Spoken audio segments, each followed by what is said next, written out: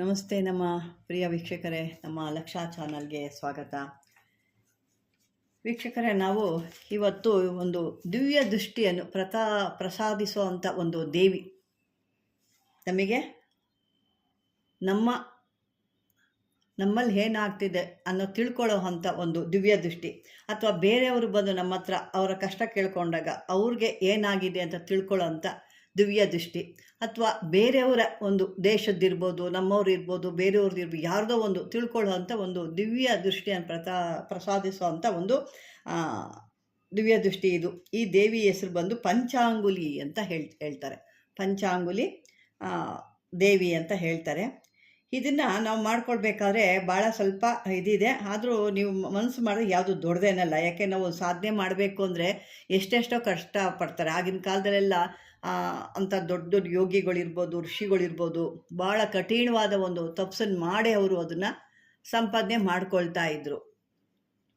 ಅಂಥದ್ದು ನಾವು ಸ್ವಲ್ಪ ಕಷ್ಟಪಟ್ಟರೆ ಇಂಥ ಕೆಲವೊಂದು ವಿಷಯಗಳು ಅಥವಾ ಇಂಥ ಒಂದು ಸಾಧನೆಗಳನ್ನ ನಾವು ಸಾಧನೆ ಮಾಡ್ಕೋಬೋದು. ಬನ್ನಿ ಇವಾಗ ಅದನ್ನು ಹೇಗೆ ಅಂತ ತಿಳ್ಕೊಳ್ಳೋಣ.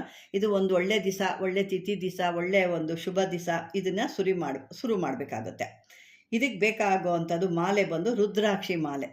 ಇದನ್ನು 21 ದಿವಸ ಅಂದರೆ ನೀವು ಸಂಕಲ್ಪ ಮಾಡ್ಕೋಬೇಕು. ಆ ದೇವಿ ಹತ್ರ ನೀವು ಮೊದಲು ಸಂಕಲ್ಪ ಮಾಡ್ಕೋಬೇಕು. ಇದು ಬಂದು 1,50,000 ಬಾರಿ ಇದನ್ನು ಸಿದ್ಧಿ ಮಾಡಬೇಕು.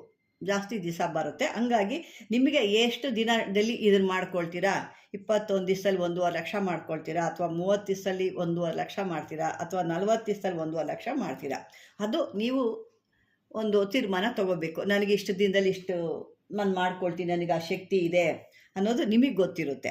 ಅದನ್ನು ಆ ದೇವಿ ಹತ್ರ ನೀವು ಹೇಳ್ಕೊಂಡು ಪೂಜೆ ಮಾಡಿ ಅವಳಿಗೆ ಅಮ್ಮ ತಾಯಿ, ನಾನು ಇಷ್ಟು ದಿನದಲ್ಲಿ ನಿನ್ನ ಸಿದ್ಧಿ ಮಾಡ್ಕೊಳ್ತೀನಿ. ನಾನು ಹೇಳೋದ್ನಲ್ಲ, ಅಷ್ಟು ದಿನದಲ್ಲಿ ಅದು 21, 30, 40 ಎಷ್ಟು ದಿನ ನಿಮಗೆ ಆಗುತ್ತೋ ಅಂಥದ್ದಲ್ಲಿ ನಿಂತ್ಕೊಂಡು ಆ ದೇವಿ ಹತ್ರ ನೀವು ಕೇಳ್ಕೋಬೇಕು. ಇದನ್ನು ಆ ದೇವಿ ಹತ್ರ ನಿಂತ್ಕೊಂಡು, ದೇವಿ ನನಗೆ ಈ ರೀತಿಯ ಸಿದ್ಧಿ, ಇಷ್ಟು ದಿನದಲ್ಲಿ ನಾನು ಸಿದ್ಧಿ ಮಾಡ್ಕೊಳ್ತೀನಿ, ನೀನು ನನಗೆ ಸಿದ್ಧಿ ಆಗಬೇಕು ಅಂತ ಹೇಳಿ ಕೇಳ್ಕೋಬೇಕು. ಆಮೇಲೆ ಅದನ್ನು ಅಷ್ಟು ದಿನ ಸಿದ್ಧಿ ಮಾಡ್ಕೋಬೇಕು. ನೀವೇನು ಹೇಳಿರ್ತೀರ ಅಮ್ಮನವ್ರ ಹತ್ರ ಅಷ್ಟು ದಿನದಲ್ಲಿ ನೀವು ಇದನ್ನು ಸಿದ್ಧಿ ಮಾಡ್ಕೋಬೇಕು. ನೀವು ಹೇಳೋದು ಒಂದು ದಿವಸ, ಆಮೇಲೆ ಮಾಡೋದು ಒಂದು ದಿವಸ ಅಂದರೆ ಆಗಲ್ಲ. ನೀವು ಅಲ್ಲೇನು ಸಂಕಲ್ಪ ಆಗೋಗಿರುತ್ತೆ, ಆ ಸಂಕಲ್ಪ ಆದಮೇಲೆ ಅಷ್ಟು ದಿನದಲ್ಲೇ ಮಾಡ್ಕೋಬೇಕಾಗುತ್ತೆ. ಅದು ನಿಮ್ಮ ಶಕ್ತಿ ಅನುಸಾರವಾಗಿ ಮಾಡ್ಕೋಬೇಕಾಗತ್ತೆ. ತದನಂತರ ಇದನ್ನು ಒಂದು ನೀವು ಸಿದ್ಧಿ ಆದಮೇಲೆ ಯಾವತ್ತಾರು ನಿಮಗೆ ಅದನ್ನು ತಿಳ್ಕೋಬೇಕು ಅಂತಂದರೆ, ಅದನ್ನು ನೀವು ಸಿದ್ಧಿ ಆಗಿದೆಯಾ ಅಥವಾ ಏನು ಅಂತ ತಿಳ್ಕೊಬೇಕು ಅಂದರೆ ಆ ದೇವಿನ ಕೇಳಿಕೊಂಡು ನೀವು ಮಲಗಿದಾಗ ಅಥವಾ ಅದನ್ನು ಒಂದು ಸ್ವಲ್ಪ ಕೂತ್ಕೊಂಡು ಶುದ್ಧವಾದ ಮನಸ್ಸಿಂದ ಕೇಳ್ಕೋಬೇಕು. ಯಾವುದೋ ಒಂದು ಕೆಟ್ಟ ಆಲೋಚನೆಯಲ್ಲಿ ಇಟ್ಕೊಂಡು ಅದನ್ನು ದುರ್ಬಳಕೆ ಮಾಡ್ಕೋಬೋದಾ, ಅಥವಾ ಅದರಿಂದ ಹಣ ಸಂಪಾದನೆ ಮಾಡ್ಬೋದಾ, ಇದೊಂದು ಕಲ್ತ್ಬಿಟ್ರೆ ನಾನು ದೊಡ್ಡ ಇವನಾಗ್ಬಿಡಿ, ಅದು ಎಲ್ಲ ಆ ಮನಸ್ಸು ಇರಬಾರ್ದು. ಏನೇ ಕಲ್ತರೂ ನಾವಿನ್ನೂ ಚಿಕ್ಕ ಇವರೇ. ಎಂಥ ಇದೇ ಕಲ್ತ್ರೂ ನಾವು ದೊಡ್ಡ ವಿದ್ಯಾವಂತರು ಅಥವಾ ದೊಡ್ಡ ಒಂದು ಶಕ್ತಿಶಾಲಿ ಆಗಲಿ, ದೊಡ್ಡ ತಾಂತ್ರಿಕ ಮಂತ್ರಿಕ ಅಂತೂ ಹಾಗಾಗಿ ಸಾಧ್ಯ ಇಲ್ಲ. ಇಲ್ಲಿ ಯಾರು ಕಲ್ತಿ ಪರಿಪೂರ್ಣವಾಗಿರೋರು ಅಂತೂ ಈ ದೇಶದಲ್ಲಿ ಇಲ್ಲ ಅಂತಲೇ ತಿಳ್ಕೊಬೋದು. ಅದು ಇದ್ದವಂಥ ಮಹಾನ್ ವ್ಯಕ್ತಿಗಳು ಇದ್ದರು ಅವಾಗ. ಈಗ ಅಂಥ ಯಾವುದೂ ಇಲ್ಲ. ಹಂಗಾಗಿ ನೀವು ಒಂದು ಸಣ್ಣ ಮಗು ತಾಯಿ ಹತ್ರ ಏನು ಕೇಳ್ಕೊಳ್ತಾರೆ ಆ ರೀತಿಯಾಗಿ ನೀವು ಕೇಳ್ಕೋಬೇಕು. ತಾಯಿ, ನಾನು ಇಷ್ಟು ದಿನದಲ್ಲಿ ನಿನ್ನ ಸಂಕಲ್ಪ ಮಾಡಿ, ಇಷ್ಟು ದಿನದಲ್ಲಿ ನೀನು ನನಗೆ ಒಲಿಬೇಕು, ಇಷ್ಟು ದಿನದಲ್ಲಿ ನಾನು ಮಾಡ್ಕೊಳ್ತಾ ಇದ್ದೀನಿ, ಆ ಸಾಧನೆಗೆ ನೀನು ಸಹಕಾರ ಕೊಡು, ಮತ್ತು ನೀನು ನನಗೆ ಸಿದ್ಧಿ ಆಗು ಅಂತ ಹೇಳಿ ಅದನ್ನು ಸಿದ್ಧಿ ಮಾಡಿಕೊಂಡು, ತದನಂತರ ನೀವು ಯಾವತ್ತಾದರೂ ಇದನ್ನು ರೆಡಿ ಮಾಡಿಕೊಂಡು, ನನಗೆ ಇದು ಗೊತ್ತಾಗಬೇಕು, ನನ್ನ ಒಂದು ದಿವ್ಯ ದೃಷ್ಟಿ ನನಗೆ ಸಿಕ್ಕಿದೆಯಾ ಇಲ್ವಾ ಅಂತ ನಾನು ತಿಳ್ಕೋಬೇಕು ಅನ್ನೋದು ನಿಮಗಿತ್ತು ಅಂದರೆ, ಅವತ್ತು ಇದನ್ನು 108 ಬಾರಿನೋ ಅಥವಾ 11 ಬಾರಿನೋ ಹೇಳ್ಕೊಬೋದು. ಅದು ನಿಮಗೆ ಸೇರಿದ್ದು. 108 ಬಾರಿ ಆದರೂ ಹೇಳ್ಕೊಬೋದು, 11 ಬಾರಿ ಆದರೂ ಹೇಳ್ಕೊಬೋದು.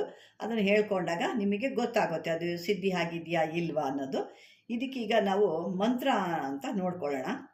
ಮಂತ್ರ ಅಲ್ಲೇ ಕೊಟ್ಟಿದ್ದೀನಿ ನಾನು, ನಿಮಗೆ ಕಾಣ್ತಾ ಇದೆ. ಆದರೂ ಒಂದು ಸರಿ ನಿಮಗೆ ನಾನು ಹೇಳ್ತೀನಿ. ಓಂ ಹ್ರೀಂ ಶ್ರೀಂ ಪಂಚಾಂಗುಲಿ ದೇವಿ ಶಿಶಿರೆ ಅರಿಷ್ಟ ನಿವಾರಣಾಯ ನಮಃ ಸ್ವಾಹ ಟಹ ಟಹ. ಇದು ಇಷ್ಟೇ ಬರೋದು, ಜಾಸ್ತಿ ದೊಡ್ಡದೇನಿಲ್ಲ. ಇದು ಎಷ್ಟು ಲಕ್ಷ ಹೇಳ್ಕೊಂಡ್ರು ಇನ್ನು ಭಾಳ ಸಮಯ ಇದೆಯಲ್ಲ. ನಿಮ್ಮ ಒಟ್ಟಲ್ಲಿ ಆ ಒಂದು ಇದು ದಿನಕ್ಕೆ ಒಂದು 10,000 ಹೇಳ್ತೀರಾ, ಇಲ್ಲ ಒಂದು 20,000 ಹೇಳ್ತೀರಾ, ಅಲ್ಲಿ ಲೆಕ್ಕ ಹಾಕ್ಕೊಳ್ಳಿ. 1.5 ಲಕ್ಷ ಎಷ್ಟು ದಿನಕ್ಕೆ ನೀವು ಈ ಒಂದು ದಿವಸ ಎಷ್ಟು ದಿನಕ್ಕೆ ಹೇಳೋಕ್ಕೆ ಸಾಧ್ಯ ಆಗುತ್ತೆ, ಎಷ್ಟು ಹೇಳೋಕ್ಕೆ ಸಾಧ್ಯ ಆಗುತ್ತೆ. ಅದೇ ರೀತಿ 21 ದಿವಸದಲ್ಲಿ ಎಷ್ಟು ಹೇಳೋಕ್ಕಾಗುತ್ತಾ, 30 ದಿವಸ ಹೇಳೋಕ್ಕಾಗುತ್ತಾ, ಇದನ್ನು ನೀವು ಅದನ್ನು ಒಂದು ಲೆಕ್ಕ ಹಾಕ್ಕೊಂಡು ಇಟ್ಕೊಂಡು ನಿಮಗೆ ಆವಾಗ ಸಾಧ್ಯ ಆಗುತ್ತೆ ಅಂದರೆ ಅಲ್ಲಿ ದೇವಿ ಹತ್ರ ಬಂದು ಒಂದು ಸಂಕಲ್ಪ ಮಾಡಿ, ಇಷ್ಟು ದಿನದಲ್ಲಿ ನಾನು ಮುಗಿಸ್ತೀನಿ, ಇದನ್ನು ಹೇಳಿ ಸಿದ್ಧಿ ಮಾಡ್ಕೊಳ್ತೀನಿ ತಾಯಿ ಅಂತ ಅವಳ ಹತ್ರ ಒಂದು ಆಶೀರ್ವಾದ ಪಡ್ಕೋಬೇಕು. ಮತ್ತು ಇದಕ್ಕೆ ಏನು ಇಟ್ಕೊಂಡು ನಾವು ಪೂಜೆ ಮಾಡಬೇಕು, ಯಾವ ರೀತಿ ಮಾಡಬೇಕು, ಇದಕ್ಕೆ ಯಾವುದೇ ಫೋಟೋ ಇದೆಯಾ, ವಿಗ್ರಹ ಇದೆಯಾ, ಅದೆಲ್ಲ ಏನೂ ಇಲ್ಲ. ಇದನ್ನು ನೀವು ಒಂದು ಜಾಗದಲ್ಲಿ ಕುತ್ಕೊಂಡು ಎಲ್ಲ ದೇವತೆಗಳು ಹೆಂಗೆ ಒಂದು ಜಪ ಮಾಡ್ತೀರೋ ಆ ರೀತಿ ಇದನ್ನು ಜಪ ಮಾಡೋ ಅಂಥದ್ದು. ಇದು ಮನೇಲಿ ಕುತ್ಕೊಂಡು ಮಾಡ್ಬೋದು, ದೇವ್ರ ಮನೆಗಳಲ್ಲಿ ಅಥವಾ ಎಲ್ಲಾದರೂ ಪ್ರಶಾಂತವಾದ ಸ್ಥಳದಲ್ಲಿ ಮಾಡ್ಬೋದು, ಇಲ್ಲ ಅದ ನದಿ ತೀರಗಳಲ್ಲಿ ಮಾಡ್ಬೋದು. ಇದೇ ರೀತಿ ನಿಮಗೆ ಸೇರಿದ್ದದು ಎಲ್ಲಿ ನಿಮಗೆ ಒಂದು ಪ್ರಶಾಂತ ಅಂತ ಸಿಗುತ್ತೋ, ಎಲ್ಲಿ ನಿಮಗೆ ನೆಮ್ಮದಿ ಸಿಗುತ್ತೋ ಅಲ್ಲಿ ಕುತ್ಕೊಂಡು ಇದನ್ನು ಮಾಡ್ಬೋದು. ಇದಕ್ಕೆ ಅದೇ ರೀತಿ ಇದಿಲ್ಲ. ಮತ್ತು ದಿನ ಮಾತ್ರ ಒಳ್ಳೆ ಶುಭ ದಿನದಲ್ಲಿ, ಯಾವುದಾದ್ರು ಒಳ್ಳೆ ಸಿದ್ಧಿ ದಿನದಲ್ಲಿ ಇದನ್ನು ಮಾಡಬೇಕಾಗುತ್ತೆ. ಇದನ್ನು ಹೇಳಿಕೊಂಡು ಈ ಮಂತ್ರನ ಅಷ್ಟು ದಿನದಲ್ಲಿ 1.5 ಲಕ್ಷ ಮುಗಿಸ್ದಾಗ ಅಂತ ನಿಮಗೆ ಅದನ್ನು ಒಂದು ಏನು ಅದನ್ನು ಇವತ್ತು ನನಗೆ ಆ ತಾಯಿ ನನಗೆ ಒಂದು ದಾರಿ ತೋರಬೇಕು ನೀನು ಅಂತ ಮಾಡ್ಕೋಬೇಕು. ಪರೀಕ್ಷೆ ಮಾಡ್ತೀನಿ ನಾನು, ನೀನು ಸಿದ್ಧಿ ಆಗಿದೆಯಾ ಇಲ್ವಾ ಅನ್ನೋದು ಆ ರೀತಿ ಇಟ್ಕೋಬಾರ್ದು. ಏನೋ ನನಗಾಗಿದೆಯಾ, ನೀನು ಕರುಣೆ ನನಗೆ ತೋರಿದ್ಯಾ ತಾಯಿ, ಇವತ್ತು ಏನಾದ್ರು ನನಗೆ ನನ್ನದೇ ಒಂದು ಸ್ಥಿತಿ ಈ ಥರ ಇದೆ, ನನ್ನದು ಏನಾಗಿದೆ, ನನ್ನ ಜೀವನ ಏನಾಗಿದೆ, ನನ್ನ ಒಂದು ಕುಟುಂಬ ಏನಾಗಿದೆ ಅದನ್ನು ತಿಳ್ಕೋಬೇಕು ಅನ್ನೋದ್ಕೊಂಡಿದ್ದಾಗ ಅದು 108 ಸಾರಿ ಅಥವಾ 11 ಬಾರಿ ಹೇಳಿಬಿಟ್ಟು ನೀವು ನೆನೆಸ್ಕೊಂಡು ಮಲ್ಕೊಳ್ತಿರೋ ಅಥವಾ ಕೂತ್ಕೊಂಡು ಕೇಳ್ತಿರೋ ಅದು ನಿಮಗೆ ಸೇರಿದ್ದು.